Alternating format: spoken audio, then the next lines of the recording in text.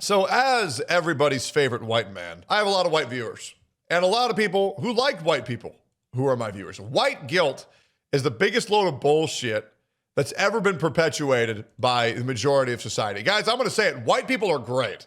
Now, there was one white guy who killed millions of people, but hey, there's a person like that for every race. So I don't know why white people are the only motherfuckers who are getting guilt for having one of our kind kill another motherfucker, okay?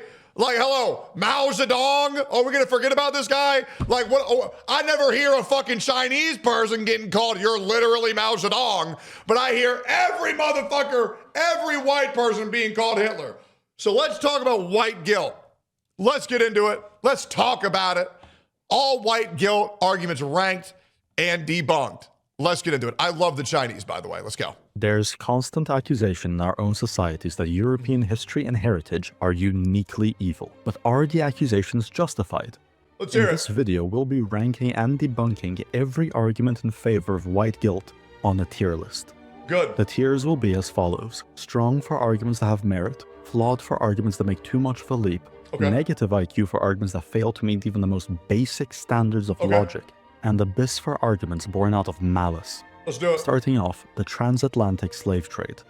This one, This is historical. This one is completely false. White people should be celebrated for freeing the slaves from slavery when their own kind sold them into it. So slavery made white people look better, but for some reason the entire world agrees to lie and say that we were the ones who started it. Just not true. We were the first to abolish it when everyone else in the world was doing it. That's a fact. Let's keep it going. Literacy at its finest. Did white people practice slavery? Yes. Who else practiced slavery? Everyone. Literally every other society. Facts. It gets even more absurd when you get into the specifics. Was the transatlantic slave trade the largest slave trade in history? No. It wasn't even the largest in its own time. And how did Europeans get their slaves? Did they raid Africa and capture random civilians? Black people sold black people into slavery. No. They went to African kings and purchased people already enslaved by their... We was kings! That's crazy, bro. That's crazy. ...own kin. But there's one aspect that is unique to European slavery. The fact that they ended it. Europeans were the first civilization to declare slavery a moral evil, abolish it internally, and then spend blood and treasure suppressing it globally. Europeans shouldn't be shamed for their slave history. They should be honored. True. Negative IQ. True. Facts. Europeans did colonialism. The idea is that Europeans uniquely conquered most of the world and exploited others for their own gain. The issues are myriad. Firstly, colonialism is not unique to Europeans. Just like slavery, every other society did it. True. What was unique was the scale. Every society tried to conquer the world, only Europeans actually managed it. True. And what did Europeans do when they achieved their world conquest? They gave it back. Every other society held their conquest to the bitter end, but Europeans felt bad about conquering the world and gave it back. Besides, nowadays, colonialism is just an excuse for corrupt governments for why their nations are backwaters. It was not uncommon for the local population to have been better off under European rule than the present. Post-colonial governance consistently failed to maintain even the most basic infrastructure. As the saying goes, what did Zimbabwe use for lighting before candles? Electricity. Negative IQ. So a lot of people like to do the open border, stolen land argument where, no one's illegal on stolen land. Well, the reality is that that argument falls apart very quickly when what you're saying is anybody can belong on any property. But what that's going to do is that's going to promote all countries to be at war again and make might versus right.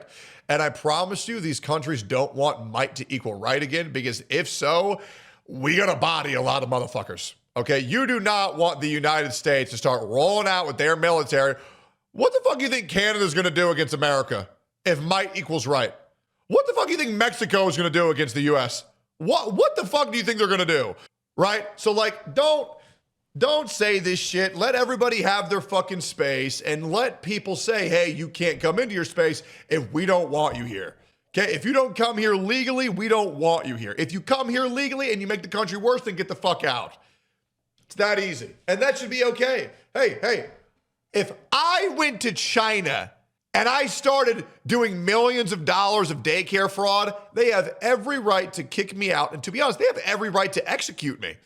To be honest, if I go in there and I just start raping motherfuckers, they have every right to fucking cut my fucking head off. Right? Because that's what happens when you let these criminals into your fucking country and they do more criminal shit. They need to get the fuck out. It's really that easy. Let's keep going here. Quote, "We wiped out indigenous peoples." This is mostly a fantasy. In places where the indigenous actually developed a civilization, like Latin America, the native population just mixed with the European population, leading to what we now call the Hispanics.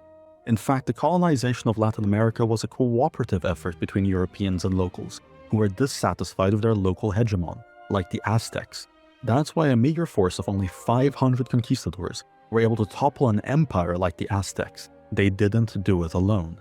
There were, of course, specific, inexcusable examples. But again, nothing unique. If anything here is unique, it's the general restraint Europeans showed compared to other peoples. This argument is flawed, not delusional, because there were genuine tragedies. But they are misrepresented as intentional extermination rather than demographic collapse driven primarily by disease. Next argument, quote, "France is European." Strong tier, moving on. Systemic oppression. I've actually never heard that one. / white privilege. This argument claims that Europeans created societies that specifically prey on non-whites to the benefit of the white population. You know what's crazy? The thing about white privilege is it's actually the opposite. Because in today's day and age, there are thousands of companies that are hiring in case you are not white. And the amount of jobs that are going to less qualified non-whites is now the highest it has ever been. Which means, like, as a black person, you can get hired with far less certification than you would be as a white person with higher certification. So I don't want to hear nothing about this white privilege bullshit because it has been working against us for years. It's a complete fucking lie. This claim is ideological nonsense with the explicit aim to demoralize. Aside from failing to be able to point to any current law that actually advantages whites over non-whites, there's also a much simpler rebuttal.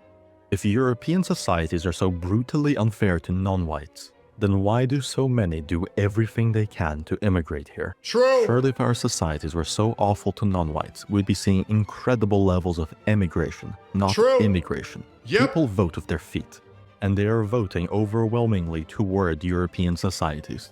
Abyss tier. It's crazy how all these people talk about how shitty white people are in the United States, right? Yet they all come here. And here's the other thing. It's not like there's any other country that has a white mass migration problem, yet we have a mass migration problem from almost every other race. So I don't want to hear no bullshit about how white people are fucking terrible. These people are retarded saying this shit. Continuing on with this kind of delusion, quote, "White people are inherently racist." This one is... There's a difference between being racist and being aware of statistics, right? And it's kind of like playing your odds, you know? Do you want to walk on the street with the nice, upstanding citizen, or do you want to walk on the side of the street with someone who's a lot more likely to have like 25 confirmed sniper kills underneath their belt? You know what I mean? It's like, do I really want to gamble in life right now? Not really. So sometimes you got to judge a book by its cover. You do. And listen, I'm sorry if you're walking down the street with your baggy shirt and your pants hanging around your ankles and you got the grill on and you got the tattoos all over your face. I'm sorry. I'm locking my car door or I'm walking to the other side of the road and running. I'm just not risking that shit, okay? If you have tattoos on your eye, the teardrops going down your face, I'm just gonna turn around. I'm not risking that shit. I'm good. And the thing is, as a white man with, I'm bald, I'm a big guy, I got a beard, I walk around like a jackass. I don't hold it against anybody when they see me coming down the street and they go the other way. I don't blame people when they clutch their purse when they see me coming down the street. I realize I look like a fucking criminal. It is what it is. And I talk like an asshole. I don't care. It is what it is. I don't blame you, okay? It's survival instincts. No one should see anybody walking to, dude, let's just be completely fucking real. If I was, and I hate to say this, but if Irina Zarutska was a little bit more racist, she'd be alive right now. Okay? She would. Anybody who saw the way that guy looked behind her would not have their fucking headphones in, browsing fucking social media, never checking behind them. That guy literally reeked murderous aura. I'm sorry, but that's the fucking truth. And I hate how a person putting their racism aside got them killed. Yep. Guys, I'll be real. I don't let anybody get behind me. Even at an arcade. Mexican, black, Asian, normal people, doesn't matter. If someone gets up behind me, if someone's walking a little bit close behind me, I turn around and I say, yo, back the fuck up. Straight up. When I go to a movie theater, I sit in the back row every time. I'm not letting any motherfucker catch my back. Ever. Never.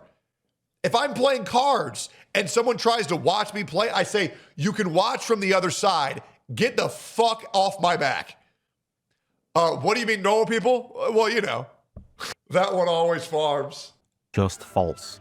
White people consistently show the lowest in-group preference out of all populations in all studies. This is nothing more than a lie designed to demoralize, exploiting the guilt-based high-trust culture of Europe.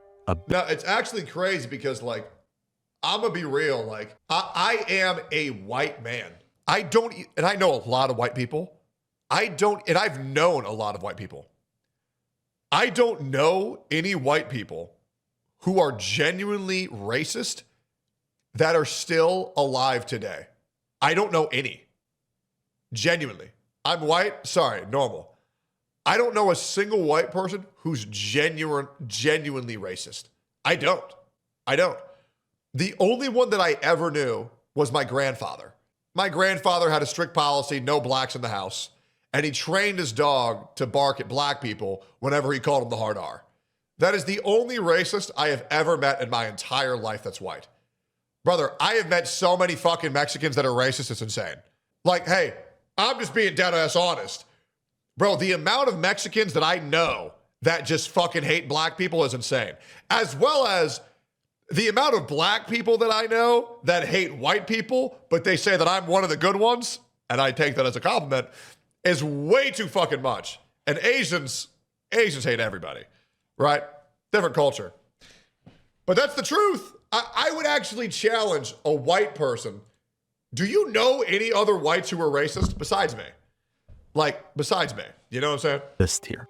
Quote, "Me mum died in a holly." This argument is another example of historical illiteracy. It points to a specific European atrocity and then assigns collective racial guilt while ignoring that most people who died were white, and conveniently ignoring every other atrocity performed by every other society. True. This particular atrocity wasn't even close to the largest systematic killing of its own time. And if we go by historical standards, you get figures like Genghis Khan, who wiped out anywhere from 10 to 20% of the human population. Dude, I've been saying this for so long. The only mass killer that people ever remember is Hitler.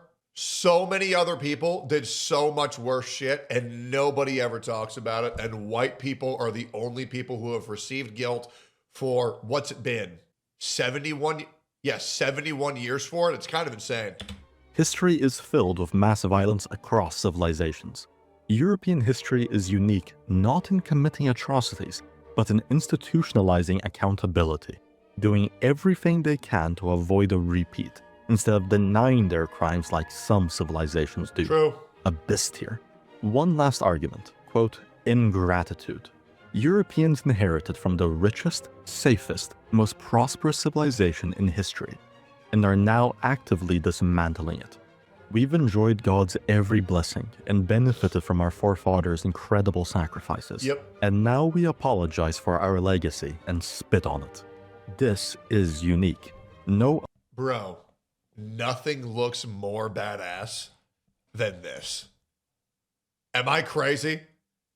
Or bro, the aura of all of this. Fuck, it's so cool, bro. and it'll never not be cool.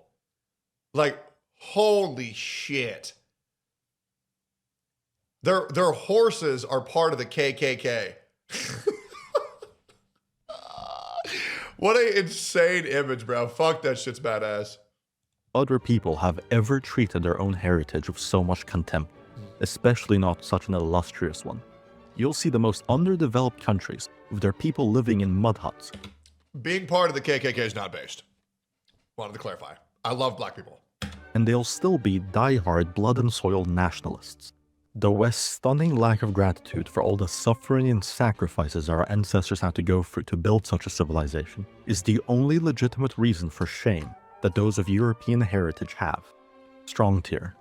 Civilizations don't fall because they're criticized by outsiders. They fall when their inheritors no longer believe they are worth defending. Yep. That concludes this tier list. If you have any other arguments you would like to see addressed, be sure to comment them down below. This was one of my favorite videos I've ever watched. I love shit like this. We're going to watch another one. That's an instant subscribe from me, man. Basic Logic. What a fucking awesome channel. Guys, I'll say it. I'm white and proud.